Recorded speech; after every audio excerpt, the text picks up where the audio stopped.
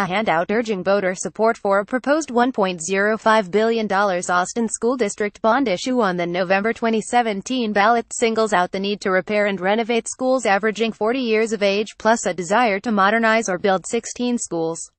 Moreover, the handout from the Committee of Austin's Children PAC says, "Did you know AISD Prop. 1 bonds will require no tax rate increase?" a claim the group also makes on its website. Is that rate statement accurate? To rehash, the handout says the SOT bonds won't require a rate increase. It's silent on whether district residents will pay more in taxes if the proposition passes, which struck Austin lawyer Bill Elshire, formerly Travis County's elected judge, as misleading. Elshire, who brought the handout to our attention, said by email no one in their right mind should believe AISD can borrow $1 billion plus interest and not have a property tax increase as a result. When we asked, David Butts, a consultant to the PAC, told us by phone the group based its rate claim on district presentations. Butts said, "We've never said that you wouldn't pay higher taxes, in that barring an economic recession, escalating local property values stand to drive up how much the district reaps without the district needing a rate bump." Property taxes are tied to assessed property values, which in Austin, like other prosperous cities, lately spiral nearly every year. In this fact check, we'll share assumptions behind the NHK scenario and unpack estimates of how much money the proposed bonds would likely cost homeowners in increased tax bills. It's also worth noting the speculative quality of tax predictions. To our inquiry, Roger Falk of the Travis County Taxpayers Union, which opposes the proposition, questioned anyone's ability to fact-check RATA-related claims because, he said by phone, tax effects depend on unknowns including whether and how much total appraised property values change and if the district's intended debt repayment schedules and interest rates bear out.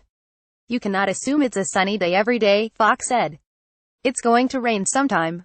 Austin District's assumptions. District leaders have said that presuming total assessed property values continue to increase and also that the district repays more than half the proposed debt within a decade, the school board will be spared from considering an increase in the district's total tax rate of $1.192 per $100 valuation, the bulk of which covers day-to-day maintenance and operations.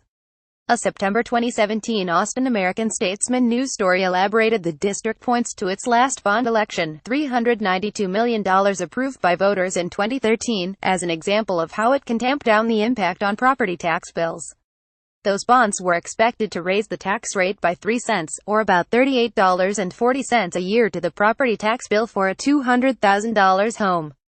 But instead, the story said, the district, buoyed by increasing property values, lowered the tax rate by 5 cents per $100 of a home's assessed value.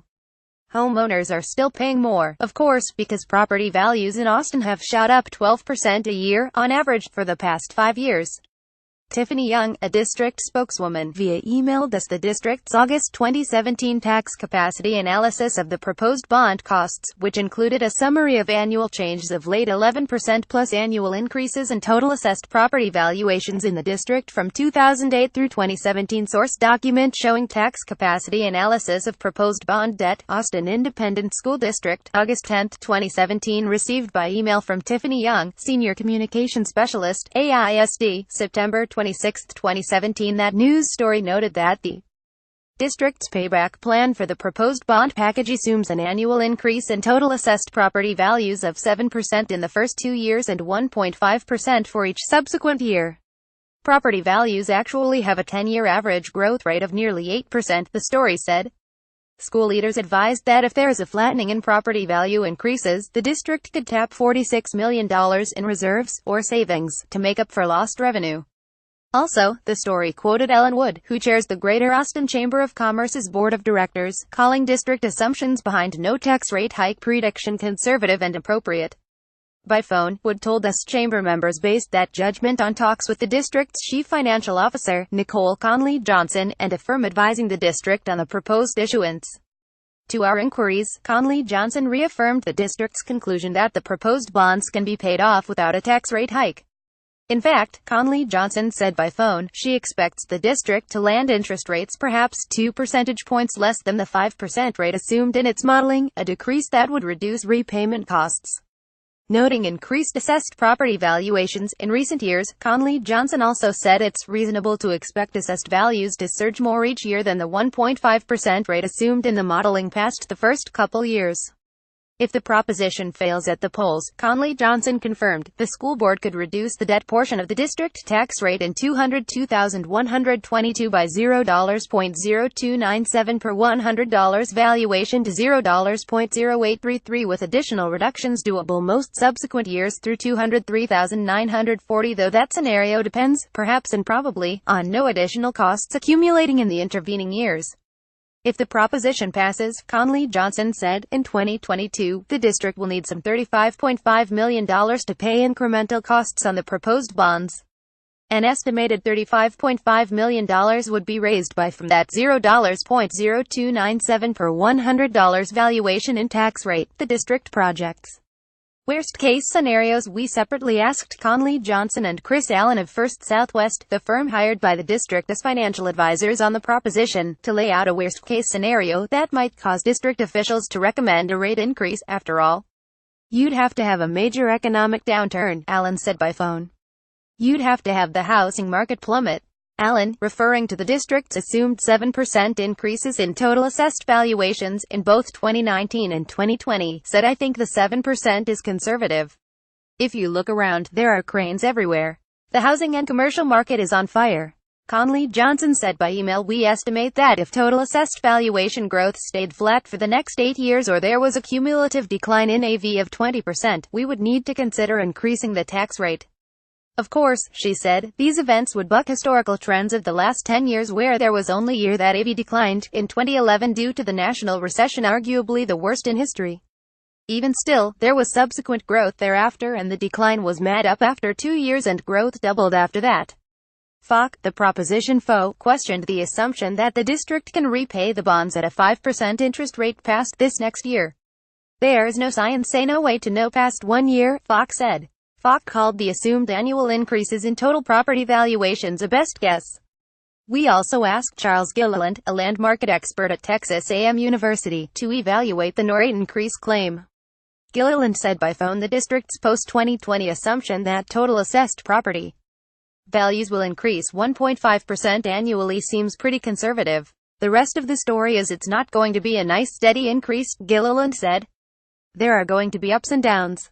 Generally, Gilliland said by email, without exhaustive historical studies of the parameters of their model and an examination of the operating conditions of the district, I have no evidence to cast doubt on the assumptions underlying the district's analysis. Costs to taxpayers. Falk called the tax rate claim by itself a head fake intended to dupe voters into overlooking that each taxpayer would be paying more dollars to cover bond repayments. He also emailed us the taxpayer group's analysis, which provides estimated effects on property tax bills by assuming that total assessed valuations within district boundaries won't go up or down. Then again, the district has acknowledged that property owners will pay more in taxes to pay debt service on the bonds, if approved.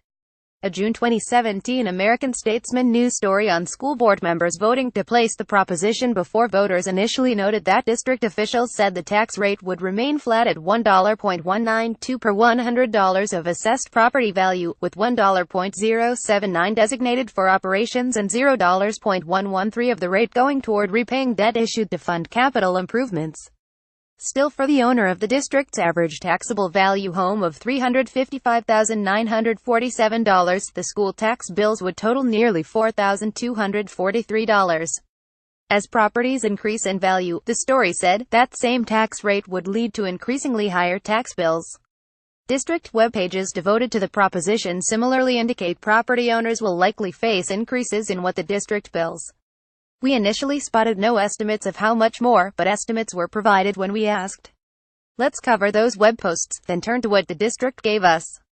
Here's a question on the district's main FAQ section about the proposition. I've heard AISD say this bond will not raise my property tax rate.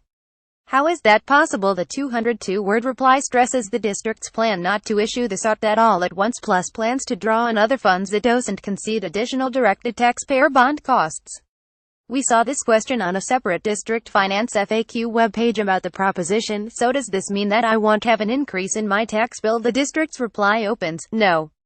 That reply otherwise says higher taxes depend on the appraised value of taxable property, which is determined by the Travis Central Appraisal District, not AISD. An increase or decrease in taxable property value, even with no change in the tax rate, would result in an increase or decrease in the actual amount of taxes paid. The reply goes on to note that residents who qualify for Travis County's over 65 homestead exemption wouldn't pay more in school taxes. Moreover, the reply continues, other governing entities levy property taxes including the City of Austin, Travis County, the Austin Community College District and the Travis County Healthcare District. The rates for each entity are set annually by the elected or governing officials, the district says. The rate for each of the taxing entities is then applied to your home value, it says. We also noticed the last, 18th question on the district's main FAQ page for the proposition what's the bottom line? The one thing you want voters to know. The district's reply AISD needs to address facility deficiencies and is committed to creating 21st-century learning spaces for our students. We can do so without a tax rate increase. Conley Johnson told us that in 202,122 the third year of the district starting to sell and repay the bond debt being presented to voters, the cost to taxpayers of the new debt would range from $29.70 for the owner of a property with an assessed value of $100,000 up to $297 for the owner of a property with an assessed value of $1 million. See the district's full chart here. According to what Conley Johnson described as the district's worst-case modeling of the proposed bond's effect on taxes, the owner of an Austin homestead at the average $201,718 assessed value $332,103 would see the debt portion of her or his district tax bill increase from $375 in $201,718 to $484 in $202,728, driven by expected bumps in assessed property values. Absent the sought bonds or other approved debt, this modeling indicates the $202,728 costs to such a homeowner for district debt would total $250.57. An owner of a homestead at the $201,718 median value $262,282 would face $382.75 in district debt-tied taxes in $202,728, up from $296 in $201,718 and greater than the $197.89 in such taxes the homeowner would face if the district doesn't issue additional debt.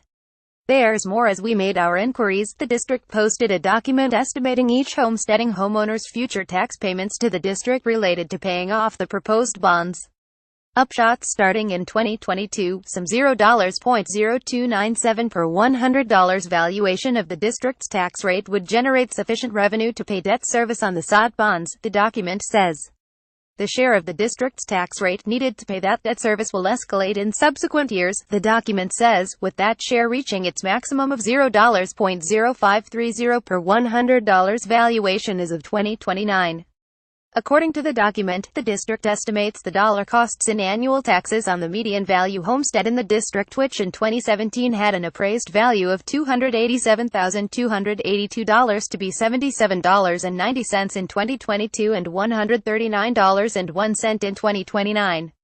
At the upper end, the estimated annual dollar costs due to debt service on the proposed bonds to a homestead appraised at $1 million in 2017 is shown as $289.58 in 2022, $516.75 in 2029. Our ruling, the PAC said the proposed Austin School District bonds will require no tax rate increase. Missing from this claim, individual homeowners are expected to pay more in property taxes even if the tax rate remains the same, which looks likely thanks to rising property valuations in a hot real estate market. We rate this statement, which lacks the important clarification that only the tax rate isn't expected to rise, mostly true. Mostly true. The statement is accurate but needs clarification or additional information. Click here for more on the 6 PolitiFact ratings and how we select facts to check.